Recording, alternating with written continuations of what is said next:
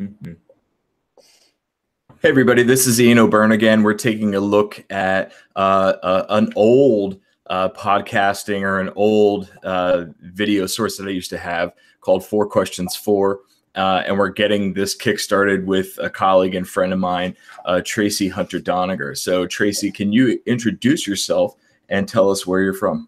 All right. So obviously I'm Tracey Hunter-Doniger, and I am a professor at the College of Charleston. I am a former teacher of 15 years in public schools, K through 8 visual arts education. What's your official title at CFC? Professor of creativity and creative arts in education. What does that mean? What's creativity? Why? How do? It sounds like the coolest title ever. I know, right? It's the best. It does sound really official, but really what it is how to infuse the arts into the regular classrooms and general classrooms. How do you bring the arts in? And these classes are all for non-arts majors. So any people that I teach, they are not going to be, visual art teachers, music teachers, or anything of the sort. They are generalists in classroom, regular people learning how to bring the arts into their classroom. So even the non-arts majors can be creative. Of course. All right. Everybody's creative. No, I won't go that far. Well, there you go. So one of the reasons we wanted to do this is that we've been doing a lot of work recently about STEAM and STEAM education and STEAM integration. And so one of the things that we've been talking about is, what is STEAM? So could you take a couple minutes and explain to us like what's involved in STEAM? Like what is it? Okay. So in a nutshell, STEAM is just an educational approach to teaching that involves science, technology, engineering, art, and math. And it combines each and every one of them in different combinations. Sometimes it might be science and art. Sometimes it might be math, science, and art. Sometimes it might be engineering, art, and math. A number of different ways, but it's bringing everything together and combining things in a way that you would normally find in the real world. And it involves a lot of critical thinking and exploring rather than just direct instruction and this is the right answer and this is the right way of doing things. So in that mixture of STEAM, you indicated the different elements. Are there ones that are more important or bigger than the others? Being the art person, not really. Not a lot of people would like to think that the STEM fields are more important, but everything in the real world, everything is not necessarily equal, but it intermingles and everything is combined together. So there really shouldn't be anything that's more important than the other. And when you truly teach in a STEAM fashion, all the subjects that you're teaching should be of equal value. Mm-hmm. So you mentioned STEM, and I hear about STEM, we talk about STEM research or STEM education. What is STEM, and then how does that differ from STEAM? Does one lead to the other? Are they complementary? Do they battle outside in the alleys in educational nightclubs? Like how do those connect? Educational nightclubs. Awesome. So STEM essentially is science, technology, engineering, and math. And these have been the fields that people are saying that this is where the jobs are. Jobs creators are looking for people in the STEM fields. They want people in the STEM fields. And it's been a focus in schools and funding and a lot of areas. In RISD, the Rhode Island School of Design, they took a look at STEM and thought, you know what? If you're just still teaching math and science the normal way, it's still pretty boring. And when you bring in the creative side of things, when you bring in the arts, that's when people start to get engaged and it makes more connections to your real life. Video games, all of these other things that go along, the arts are heavily involved with that. And so RISD decided to throw the A into STEM, making it STEAM. And it kind of gets everybody out of their silos in education, and bringing in the arts makes it, like I said, a lot more enjoyable for most kids. There's still, a few of those kids who really like the technology and, straightforward text and things like that. So it's interesting that adding more to it, adding the arts makes it more authentic, simpler in a way. Right, right. Well, it makes it real for sure. Instead of Is this, there, no, go ahead. oh, as I say, instead of this one case, it's a math problem. You're on the train, they're on the train, they're coming this way. STEAM makes it more realistic. Instead of this really outlandish thing, STEAM brings it more personal, direct to this child, and makes it um, um, tangible, I guess is a Mhm. word that I would use. So it's like you're almost like bringing the humanities into it, and you're Right. talking about like real world scenarios as opposed to like abstract, you know, Mhm. person on train A, person on train B, that sort of stuff. Right. Who cares about them? I'm not on the No, train, so neither am I. I wish I was on the train, but I'm not. right. So why is this important? Like why should we care about STEAM? Why should educators care about integrating this into their classes? Why should parents care when a teacher says or a building says we have a STEAM program? Why should we care about this?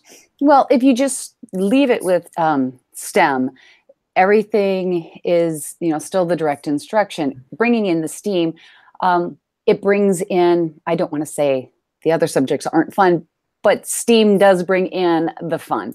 Um, think about today. The kids right now, they have technology devices. They have the smartphones. They have the iPads. They have computers. They have video games. They have all of this, and then to have them sit in a row and look at pictures of science experiments or look at pictures of math problems or understand math problems from just doing worksheets, kill and drill, they're not engaged, they're not happy, they're not going to want to do it. And with this generation, you have to, hate to say it, but you have to entertain them, you have to keep them engaged, and the arts help with that. It gives them the place that they can make mistakes and learn from their mistakes and be creative. It builds into like the 21st century skills, like Mhm. thinking creatively, critical thinking, collaboration, and cooperation, because those, big 3 C's, the 4 C's, people and students, once they get the idea of those, that's again what job creators are looking for. They don't want someone who can answer a test. Yay, that's fantastic. They want someone who can think critically, who can come up with new ideas, not the same old, yes, ma'am, yes, sir type thing. They want something that's, you know, innovative. That's what America's about, is being innovative. And if they can take a test, that's great, but that's not innovative. So we want like authentic integration of these skills and these thought processes into what students and then ultimately graduates normally do.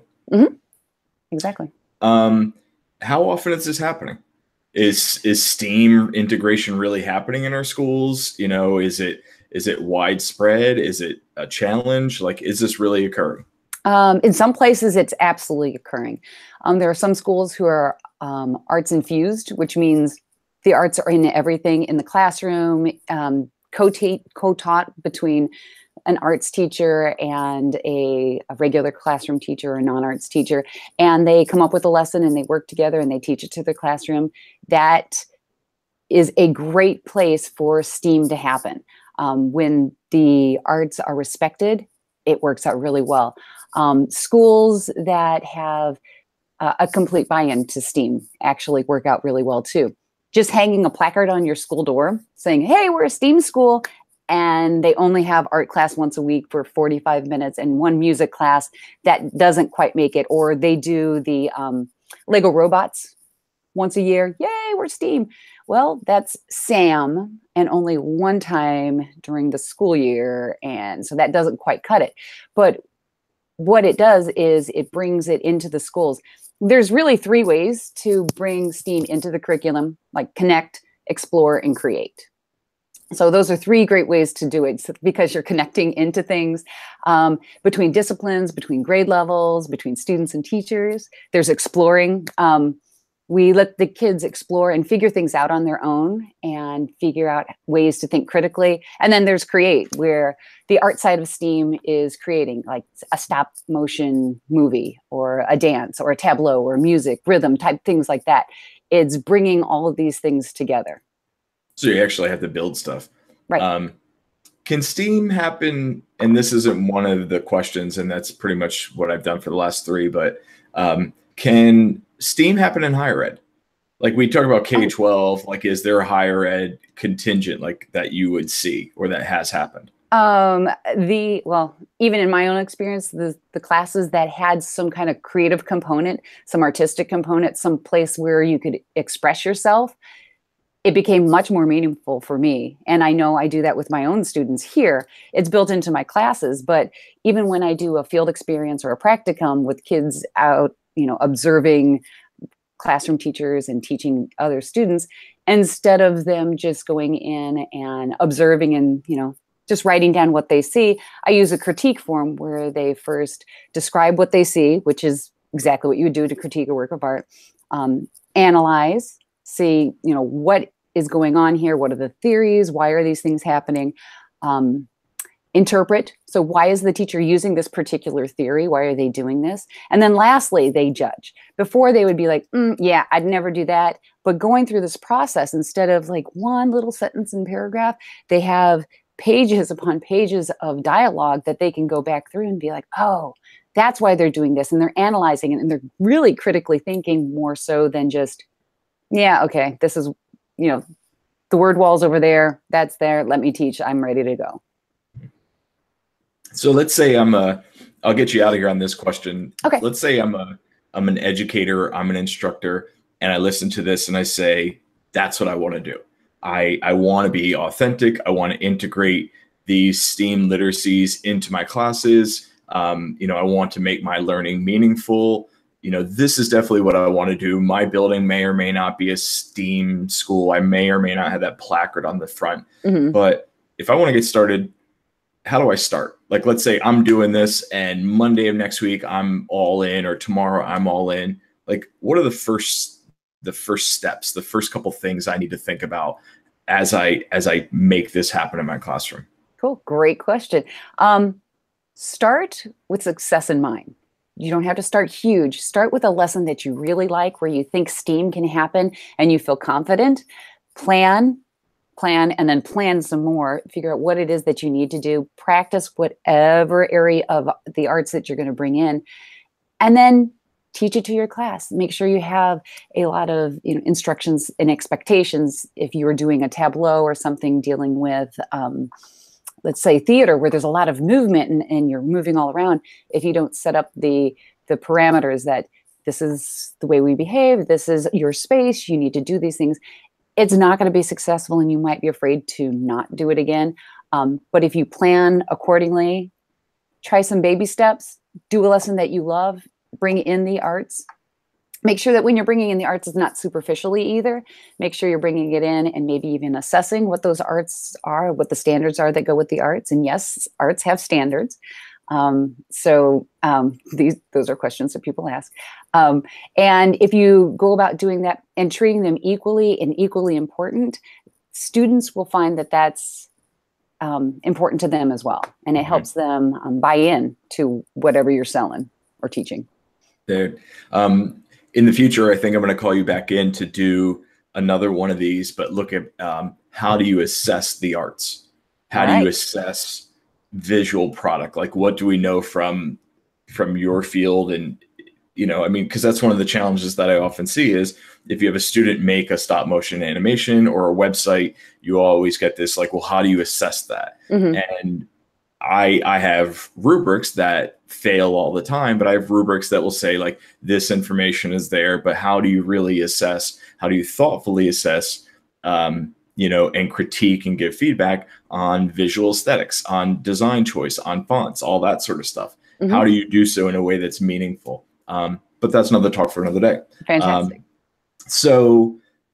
Where can people find you online? What do you have out there? What books do you have to connect with you? But where are you online so people see this and they say, I want to find this person to ask questions?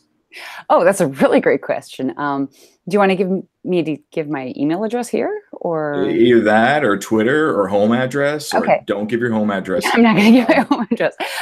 So here at the college, it's Hunter-Doniger TL at cfc.edu. I'll spell that out. I'll put that in the comments. Cool. That's even better. And then the book I have that I wrote, I always forget the title of it. It's over there. Hold on. Go find it. Hold on, I'll be right back.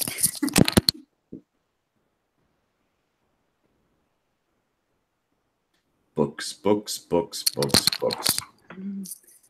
Sorry about that. I always forget the title of it. It is Experiencing the Arts, Creativity and Education. You'd think that I would know the title of it. And it's all about, it's written for non-arts majors to understand how to bring the arts into their classroom. It has a section for each of the creative art courses: visual, performing, dance, drama, and music. And it also talks about the underprivileged students, the bringing it into kids who need special ed, and how you integrate the arts for them. And also some experts. It talks about different experts and different theories and different ideas that back this up, that art's not just cute and fun, but it also has some like real serious research that backs it up. All right, so we have the book, we have the email. Any place else online that you hang out? On Twitter, it's Doc Creativity. Okay, so we'll share that out as well. So I'll put all the links in the comments. Thanks a lot for sitting down for this and Thanks. For letting us pick your brain about STEAM and get this on tape. All right, thank you. Bye. All right, so we're going to wrap up here. I'm going to hit stop broadcast. By all means, leave us comments, questions down below. Subscribe or thumbs up the video. Any questions that you give us, I'll send off to Tracey so that she can respond, because she actually knows the answer to this. And with that being said, have a great day.